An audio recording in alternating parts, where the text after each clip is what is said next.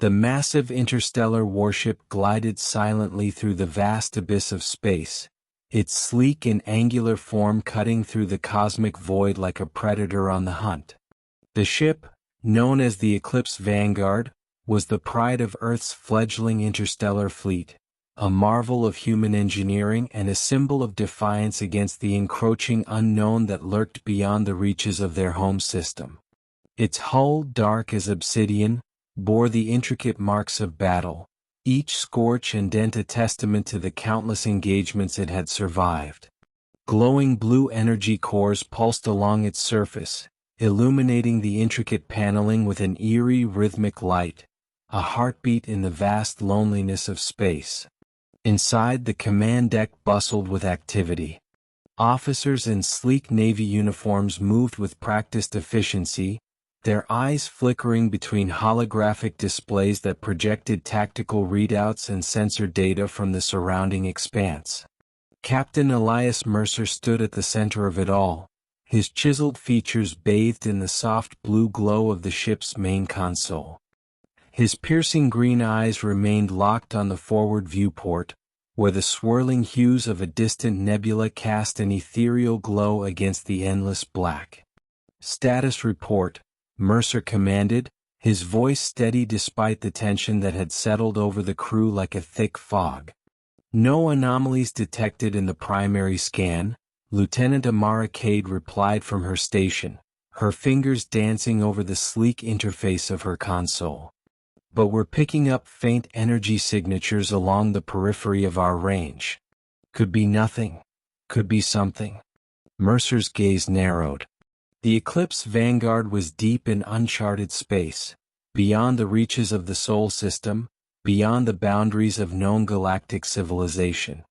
The mission was simple: survey and establish potential points of interest for future colonization. But everyone aboard knew the unspoken truth: this was more than mere reconnaissance. Strange signals had been detected weeks prior, faint echoes of something ancient, something powerful. Earth's brass didn't like mysteries, and so they had sent their best to uncover the truth. "Commander Rao, increase forward deflector strength by 15%. Just in case," Mercer ordered. "Aye, sir."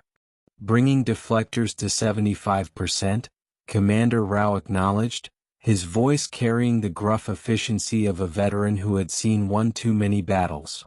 The ship drifted further into the nebula, its hull reflecting the swirling cosmic gases in shades of violet and indigo.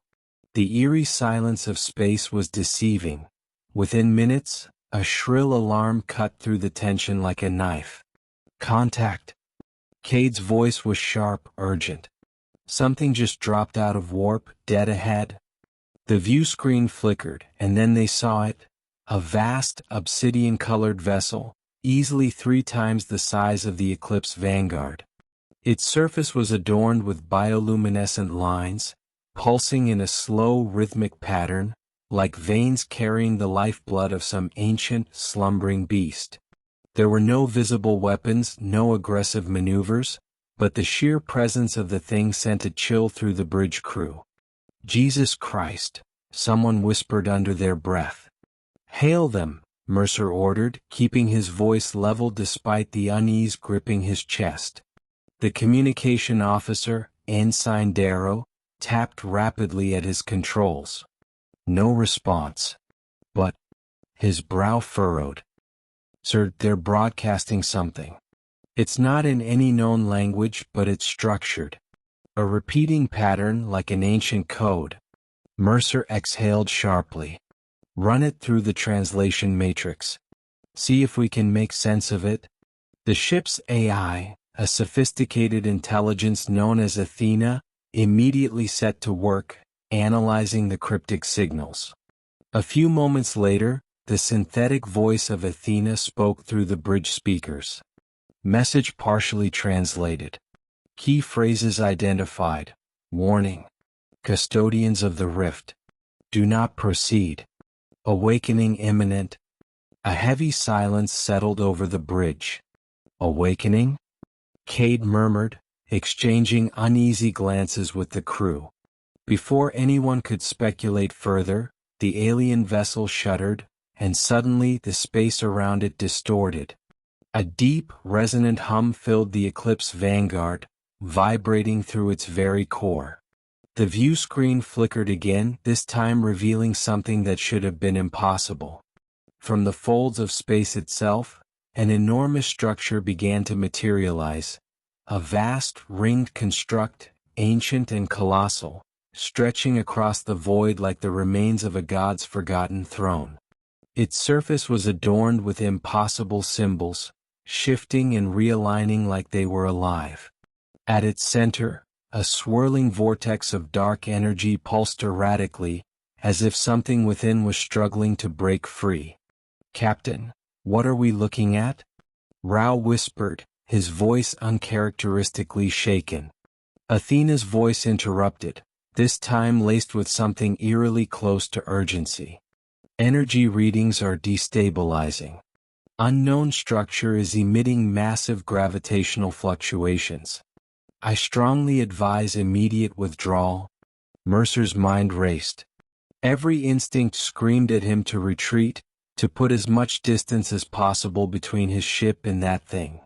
But he also knew that humanity had ventured into the unknown for a reason: to discover, to understand, to push the boundaries of what was possible. And yet, as the swirling vortex at the center of the construct flared violently, as the alien vessel that had once stood motionless now suddenly ignited its engines in what seemed like a desperate attempt to escape, Mercer knew one thing with absolute certainty. They were no longer alone in the universe. And whatever was awakening, it had been meant to stay asleep. "All hands battle stations," Mercer bellowed. "Athena, prepare emergency warp jump. Now." The Eclipse Vanguard roared to life, its engines flaring as it turned sharply, preparing to flee. But before it could make its escape, space itself seemed to crack, and from the abyss beyond, something vast and eldritch began to emerge. Humanity's first encounter with the unknown had just begun.